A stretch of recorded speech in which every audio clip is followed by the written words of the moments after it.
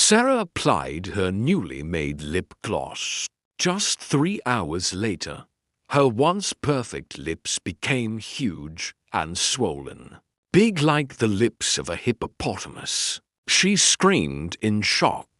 But what shocked her even more was when she saw tiny maggots crawling out of her lips. Long before that terrible day, in a small village called Bobby, a beautiful baby girl was born. Her name is Sarah. Her parents were overjoyed because they had waited for 10 long years to have a child. When Sarah was finally born, they celebrated with great happiness. The whole village joined them. There were congratulations everywhere, but behind the joy, there were quiet whispers. "Why are her lips so dry and black?" some villagers whispered. "A newborn baby's lips should be soft and pink," others said. They whispered secretly because they did not want to hurt the feelings of the happy couple. Sarah's parents noticed the whispers, but they did not care. They were just thankful that they finally had a child of their own. Sarah's mother, Suzanne, knew the reason.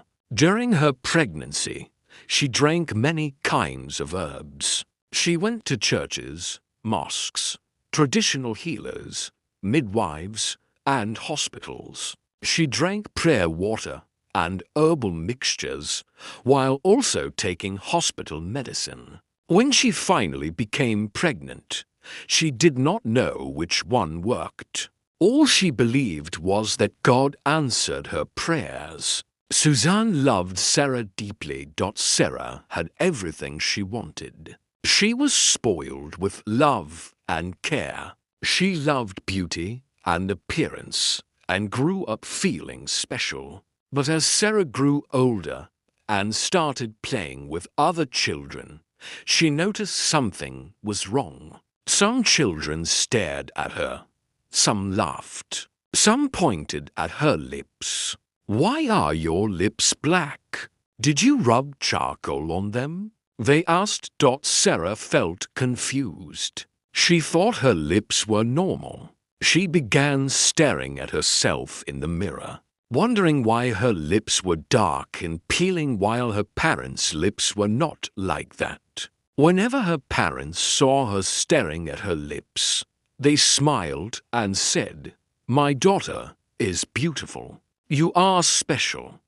That always made Sarah smile until she went outside again. At school, children avoided her. Some laughed openly at her. That was the moment Sarah realized the truth. "My parents lied to me," she whispered sadly. She would run to her room and cry. She scrubbed her lips with her hands again and again. Sometimes she even used a brush, trying to remove the black skin. She did not care about the pain. All she wanted was pink lips like the other children. But no matter how hard she tried, nothing worked. Sarah's parents watched her cry in secret.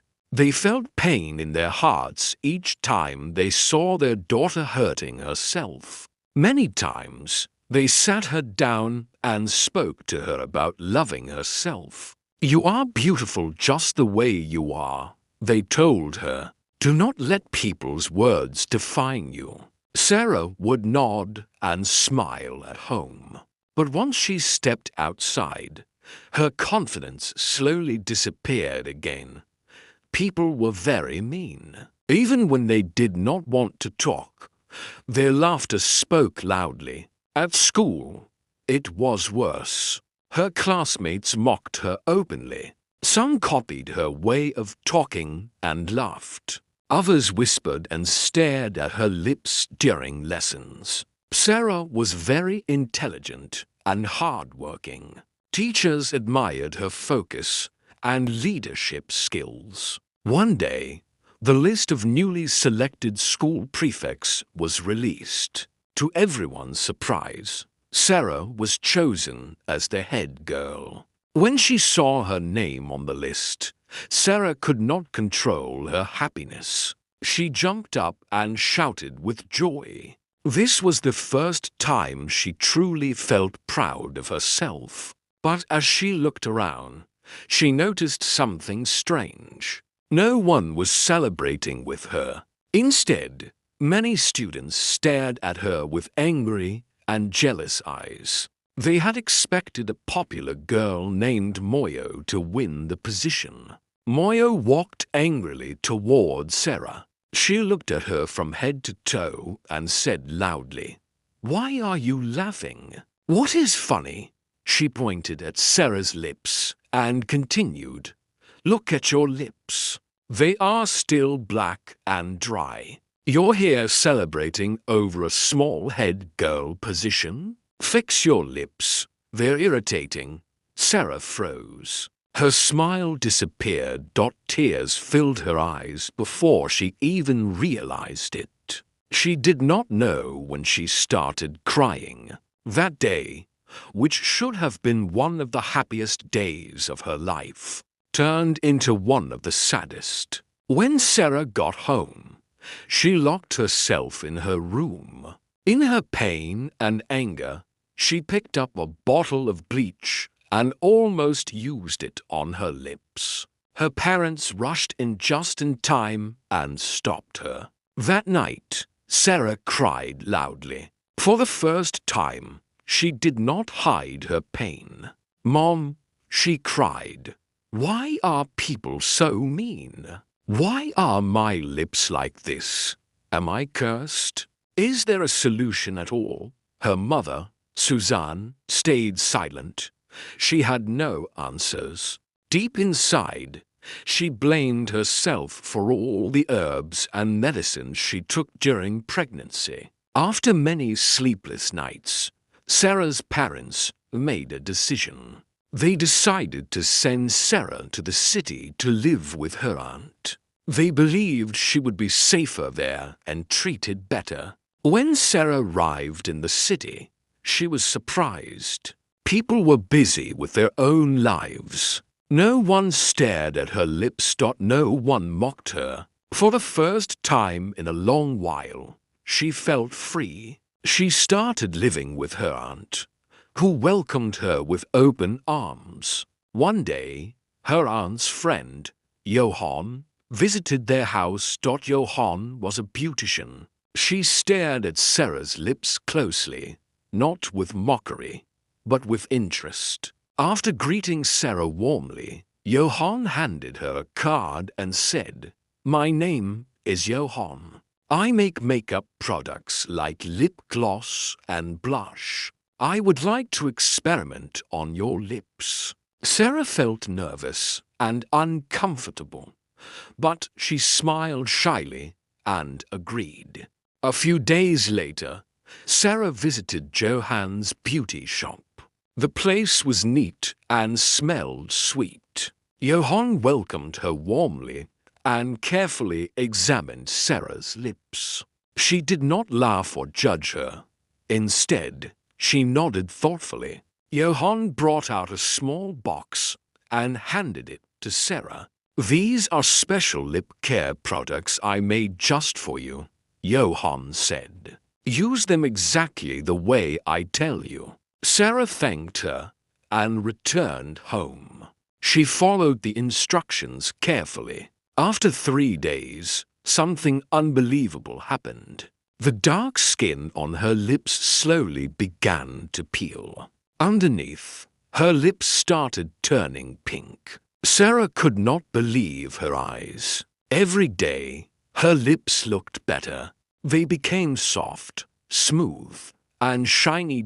Sarah was overjoyed. She started using the lip gloss day and night. There was no moment her lips were not glossy. Soon, people began to notice. "Wow, your lips are beautiful. What brand of lip gloss do you use? Your lips look so full and pink." People stopped Sarah on the streets just to admire her lips. Each compliment made her smile wider. For the first time in her life, She felt confident and proud of herself. But slowly, that confidence turned into pride. One day, as Sarah applied the lip gloss, she stared at her reflection in the mirror. Memories of the village flashed through her mind. She remembered the laughter, the insults, and the pain. "Look at me now," she said to herself. "My lips are beautiful, pink, and glossy. Better than theirs back in the village." At that moment, an idea entered her mind. "I will go back to the village," she said. "I will show them who I have become." Even though her aunt advised her to wait, Sarah did not listen. After a few days, she packed her bags and returned to the village. As Sarah walked through the village, she held her head high. She walked with confidence, like she owned the place. The villagers were shocked. "Is that Sarah? The girl with the black lips? Look at her lips now." The same people who once mocked her now admired her. Some tried to greet her, but Sarah ignored them. Her parents were happy to see her transformation, but they noticed something troubling. Sarah had changed. She was no longer humble. She barely greeted elders and spoke proudly. Men started chasing after her, begging to be her boyfriend. The girls who once laughed at her became jealous. Their boyfriends began comparing them to Sarah. "Why don't your lips look like Sarah's? Can't you do makeup like her?" The girls could not take it anymore. Finally, they gathered courage and went to Sarah. They knelt and begged her. "Please, Sarah, help us," they cried. "Sell your lip gloss to us. We will pay any amount." Sarah looked at them and laughed. "Now you are begging me," she said. "You mocked me when I was suffering." After begging for a long time, Sarah finally agreed. "I will sell it to you," she said. She collected their money and told them to come back in 1 week. When the girls returned after 1 week, Sarah was waiting for them. But there was a problem. The special lip gloss Johann had given her was almost finished. Sarah knew she needed more to keep her own lips looking perfect. Instead of going back to Johann, Sarah got an idea. She took the empty container of Johann's lip gloss and carefully read the ingredients written on it. She wrote them down and went to the local market. There, she bought everything she saw on the list. When she got home, she mixed all the ingredients together. When she finished, it looked like real lip gloss. Sarah smiled proudly. She sold the lip gloss to the village girls. They applied it happily, smiling at their reflections.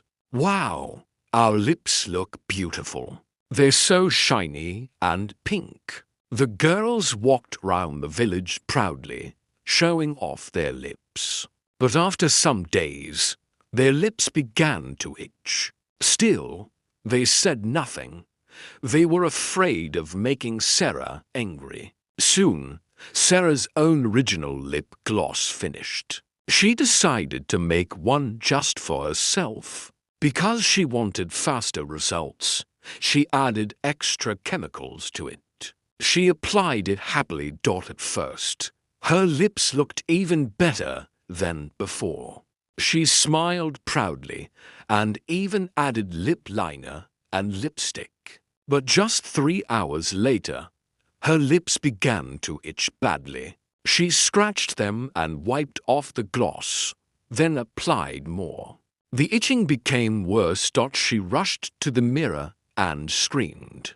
Her lips had swollen terribly. They were huge and painful. Then she saw tiny maggots crawling out of her lips. The chemicals had damaged her skin completely. As she was crying in pain, she heard loud shouting outside her house. She peeped through the window and froze. The village girls were outside, angry and shouting. Their lips were also swollen, big, and ugly. They had discovered what Sarah had done. The villagers gathered.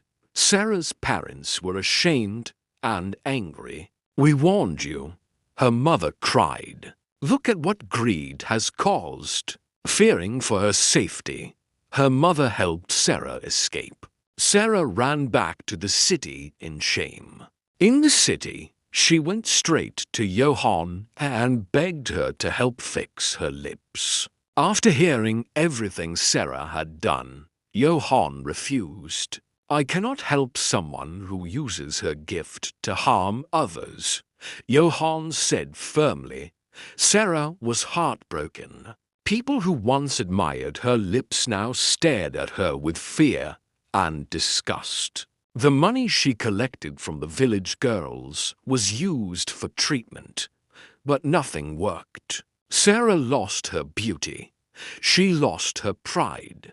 She lost her peace. Thank you so much for watching, besties. This is the end of today's story. I won't tell you the lesson. Tell me what you learned in the comment section.